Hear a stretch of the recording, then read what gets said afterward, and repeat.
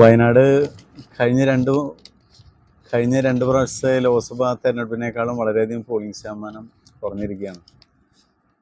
അപ്പോൾ പ്രിയങ്ക ഗാന്ധിയുടെ ഭൂരിപക്ഷം 5 ലക്ഷം 6 ലക്ഷമൊക്കെ വരുമെന്ന് പറഞ്ഞ അവസ്ഥയിൽ നിന്നൊക്കെ വളരെ ചേഞ്ചസ് വന്നൊരു അവസ്ഥയാണ് കാണുന്നത്.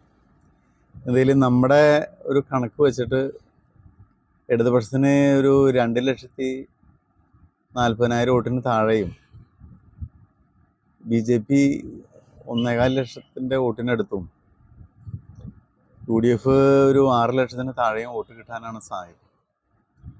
അപ്പോൾ ഒരു 3.5 ലക്ഷം മുതൽ 4 ലക്ഷത്തിൻ്റെ അടുത്തേക്ക്, എന്തായാലും 3 ലക്ഷത്തിനും 3.5 4ൻ്റെ ഇടയ്ക്ക് ഉറപ്പായിട്ട് ഉള്ള ഭൂരിപക്ഷമാണ് പ്രിയങ്ക ഗാന്ധിക്ക് കിട്ടാനുള്ള സാധ്യത.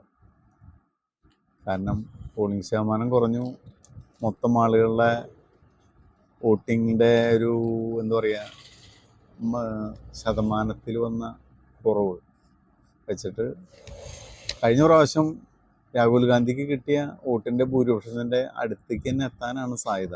എന്തായാലും LDFൻ്റെയും BJPയുടെയും വോട്ടുകളിലും കാര്യമായിട്ട് കുറവ് വരുന്നത് കൊണ്ട് കഴിഞ്ഞ പ്രാവശ്യത്തെ ഭൂരിപക്ഷത്തിൻ്റെ നിന്ന് കാര്യമായ കുറവ് വരാതെ തന്നെ പ്രിയങ്ക ഗാന്ധി ജയിച്ച് മുന്നോട്ട് വരുന്നതാണ് വയനാട് തിരഞ്ഞെടുപ്പിൽ എൻ്റെ ഒരു അഭിപ്രായം.